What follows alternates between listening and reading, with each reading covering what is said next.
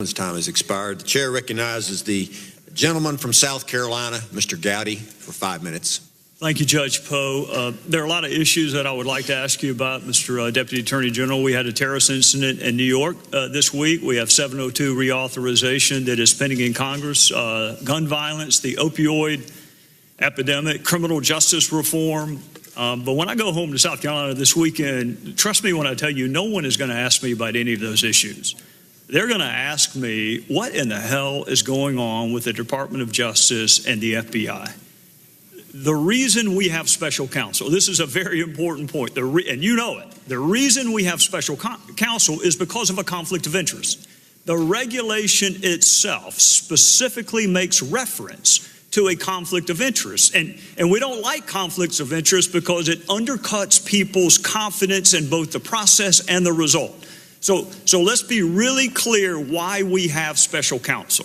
There was either a real or perceived conflict of interest that we were fearful would either impact the result or people's confidence in the process. That's why we have something called special counsel, and that's why we have special counsel in this fact pattern.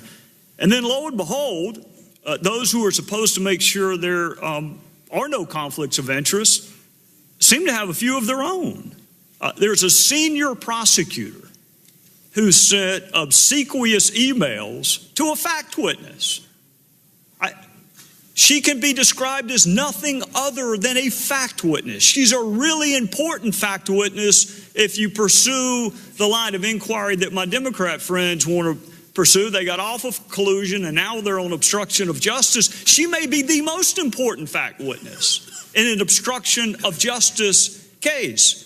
And the senior prosecutor for this conflict of interest-free special counsel sent a fawning, obsequious email to a fact witness. And then we have prosecutors assigned to conduct this investigation who donated almost exclusively to one candidate over another. And then we have a prosecutor assigned to this conflict of interest-free team that attended what was supposed to be, what he'd hoped to be, a victory party for Secretary Clinton. And we have a senior DOJ official, Mr. Deputy Attorney General, with an office that used to be 2 doors down from yours, meeting with Fusion GPS. And Fusion GPS, of course, was paying for Russian dirt on the very person that they're supposed to be objectively investigating. And then that same senior DOJ official's Fusion GPS, his wife was on the payroll of Fusion GPS.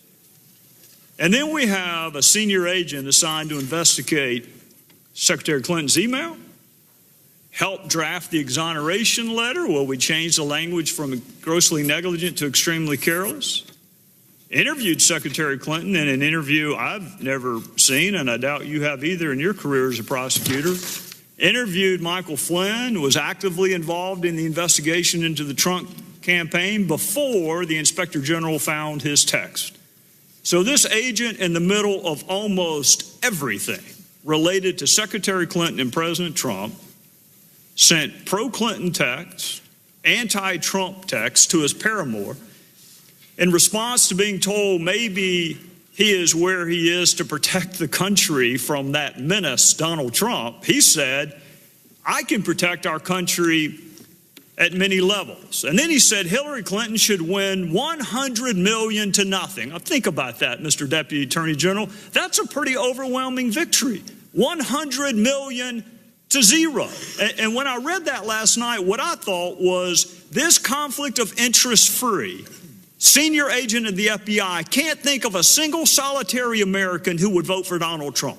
That's where the 0 comes in. Not a single solitary American he can imagine would vote for Donald Trump. This is the conflict of interest-free special agent assigned. And then he went on, if that weren't enough, to belittle Trump supporters by saying he could smell them at a Walmart in Virginia.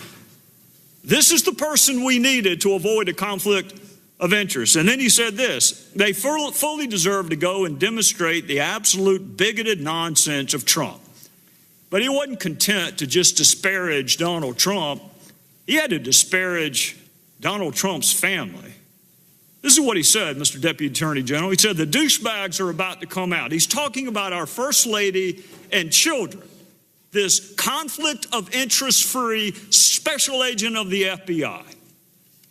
This is who we were told we needed to have an objective, impartial, fair, conflict of interest-free investigation. So he's openly pulling for the candidate he had a role in clearing, and he's openly investigating a candidate that he has bias against. And then if that's not enough, he says Trump is an effing idiot.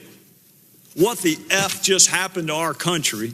This is the same man that said he would save our country. What happens when people who are supposed to cure the conflict of interest have even greater conflicts of interest than those they replace?